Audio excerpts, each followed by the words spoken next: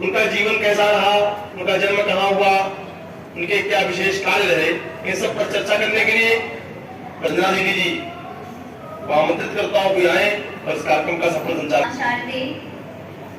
वंदनीय भगवान श्री परशुराम जी, आदरणीय प्रधानाचार्य जी, समस्त आचार्य बंधु, प्रिय भैया बहन, आज जैसा कि आप ये चित्र लगा हुआ देख रहे हैं, जिससे सभी को ज्ञात हो गया है कि आज यहाँ पे परशुराम जयंती का कार्यक्रम मनाने के लिए हम एकत्रित हैं।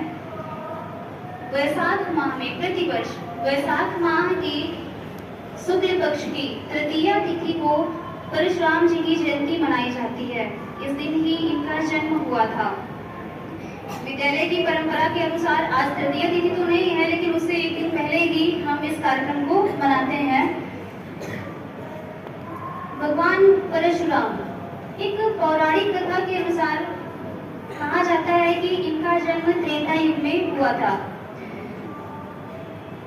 कन्नौज जो स्थान है, शहर है, उस कन्नौज में एक गाधी नामक राजा रहा करता था।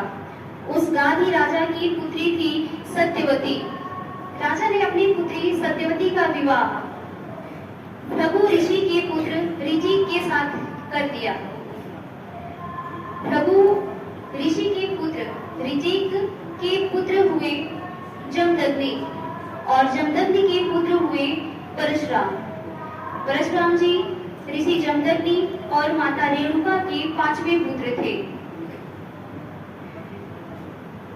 परशुराम जी की जीवन परिचय के बारे में मैं भैया निखिल सिंह को बुलाना चाहूंगी। वो आए और परशुराम अपने विचार प्रस्तुत करेंगे। इसमें से परशुराम अपने माता पिता की सबसे छोटी संतान थे और परशुराम अपने शिव जी के सबसे परम भक्त थे और इनका बचपन में नाम राम था। इन्होंने शिव जी को प्रसन्न करके बहुत सारे अस्त्र शस्त्र प्राप्त किए, जिनमें से परशु मुख्य है। इन्होंने परशु धारण किया, तो आप लोग देख सकते हैं, तो इसी के कारण इनका नाम परशुराम पड़ा। और इनको सबसे आपको बताना भूल गया कि इनको क्रोध बहुत जल्दी आता था। धर्म ग्रंथों के आधार पर राजा द्वारा हो रहे अन्याय और पाप को दूर करने के लिए विष्णु जी ने छठवां अवतार परशुराम कर लिया।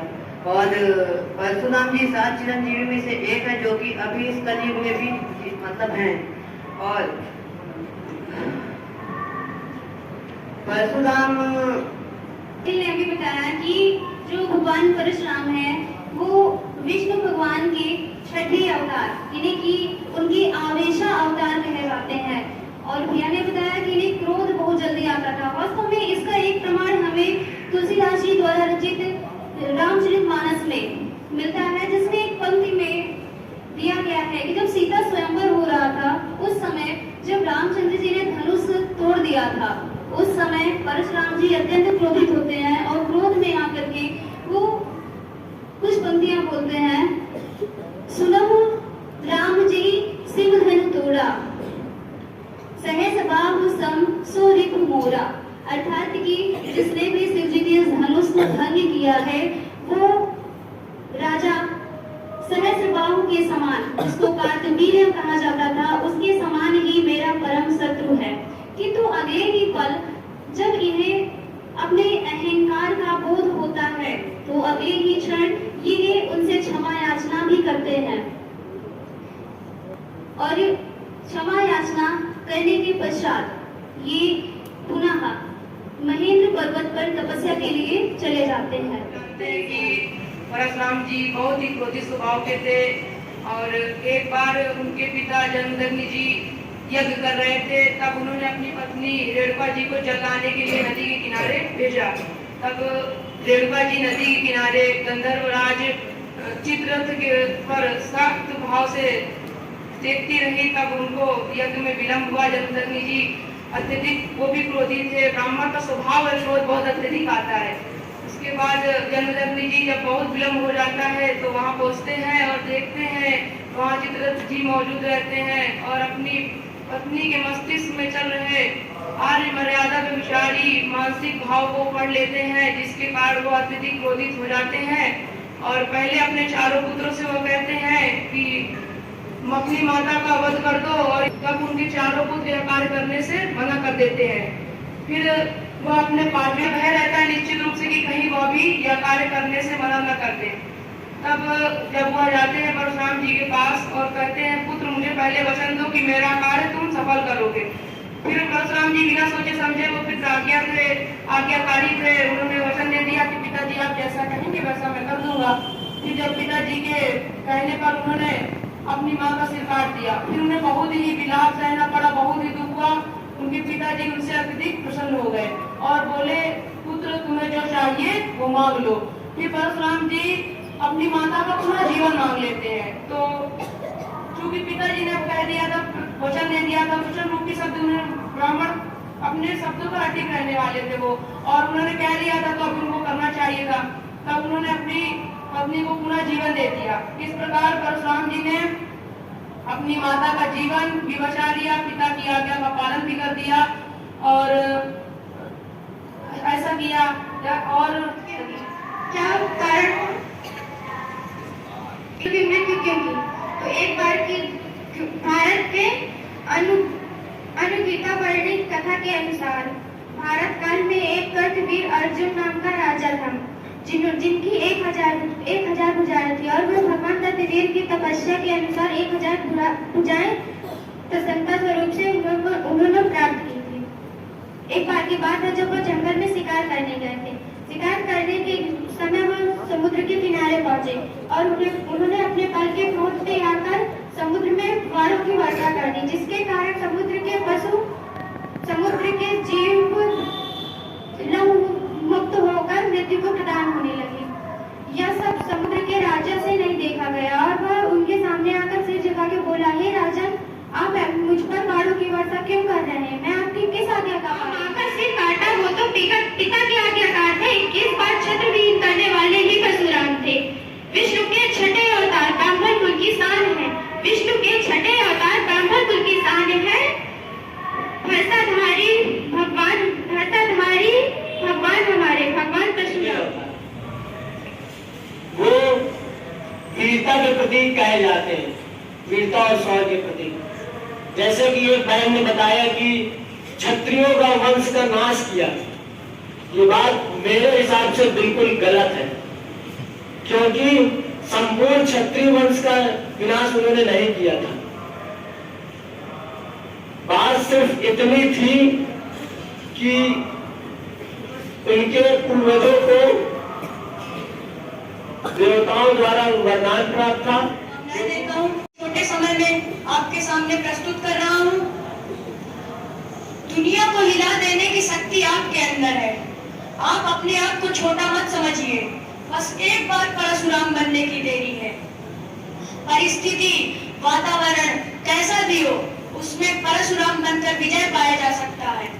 अब मैं कुछ काव्य पंक्तियां आपके सामने प्रस्तुत कर रहा हूँ कि पराक्रम दिखाते हैं तो नतीजे बदल जाते हैं, कि पराक्रम दिखाते हैं तो नतीजे बदल जाते हैं, सारे मंजर सारे अंजाम बदल जाते हैं। कौन कहता है परशुराम क्या नहीं पैदा होते? पैदा तो होते हैं, बस नाम बदल जाते हैं, बस नाम बदल जाते हैं। दुश्मन को हराकर हम दुनिया में छा गए, कि दुश्मन को हराकर हम दुनिया में छा गए, तभी तो लोग कहते हैं वो देखो परशुराम के भक्त आ गए। कि पत्थर घिसने से कभी मैदा नहीं हुआ, कि पत्थर घिसने से कभी मैदा नहीं हुआ, और परशुराम को हराने वाला कभी पैदा नहीं हुआ। कि जब भी मैं हिंदू की बात करूं तो तुम राम समझ लेना, कि जब भी मैं हिंदू की बात करूं तुम राम समझ लेना, और जब भी मैं मानवता की बात करूं तुम हनुमान समझ लेना। कि जब भी मैं हिंदू की बात करूं तो तुम राम समझ लेना, और जब भी मैं मानवता की बात करूं तुम हनुमान समझ लेना, और जब भी मैं युद्ध की बात करूं तो तुम परशुराम समझ लेना। जय हिंद, जय भारत। तो मैं कार्यक्रम प्रमुख बहन रंजना, छात्र संसद कन्या भारती के पदाधिकारी, मेरे सहयोगी आचार्य बंधु, प्रिय भैया बहन, हम सभी आज परशुराम जयंती के उपलक्ष्य में यहाँ एकत्रित हुए हैं। इस कार्यक्रम की रूपरेखा अनेकानेक भैयाओं ने प्रस्तुत की कि इनको ये थे परशु, जिसको कहते हैं फरसा। आजकल नहीं दिखाई पड़ता, प्रतिबंधित है, लेके चलोगे तो पुलिस बंद कर देगी थाने में। पहले उस जमाने में जब घनघोर जंगल हुआ करते थे तो तलवार के स्थान पर ये फरसा लेकर चलते थे, क्योंकि ऋषि परंपरा में जो लोग रहते थे, जिनके कुल जंगलों में रहते थे, यज्ञ करते थे, हवन करते थे, तो दुराचरणी वहां घूमते थे। लूटने का ऐसा अथक प्रयास लगातार जारी रहता था, इसलिए हवन यज्ञ शोध करना, साथ में अपनी सुरक्षा के लिए कोई न कोई अस्त्र रखना। तो परशुराम जी अस्त्र के रूप में फरसा रखते थे,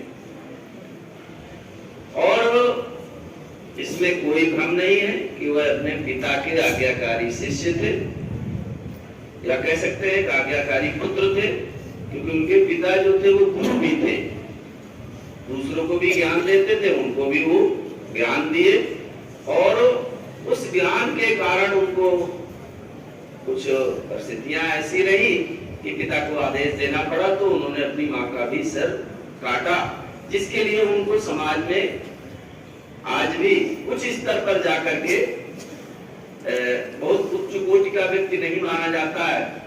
क्यों? क्योंकि वो क्रोधी भी थे, परंतु एक विद्वान व्यक्ति थे, और ऐसा माना जाता है कि एक लंबे समय तक उन्होंने अपना जीवन, या अभी भी वह हैं, ऐसा कहते हैं। जब सतयुग में राम और सीता का विवाह स्थल, जब वहां पर परशुराम जी पहुंचते हैं और परशुराम लक्ष्मण संवाद होता है, उसके बाद ये जो उड़ी, इसके बाद बंगाल की खाड़ी है, तो यहीं पर एक छोटा सा टापू है। कहते हैं कि उस समय जब राम जी ने धनुष, मैंने वो संवाद होता है, उस संवाद में जो अस्त्र उठ आता है तो वो कहाँ मारा जाए, तो उन्होंने, उनके पास एक क्षमता थी कि वो मन के वेग से एक स्थान से दूसरे स्थान तक जा सकते थे, और दूसरा उनके जो पुण्य कर्म थे, तो उन्होंने कहा कि ये जो शस्त्र है इसका अनुसंधान कहाँ करें, तो उन्होंने कहा मेरे पुण्य कर्मों को ही इससे आप नष्ट करिए, मेरी जो चलने की क्षमता है उसे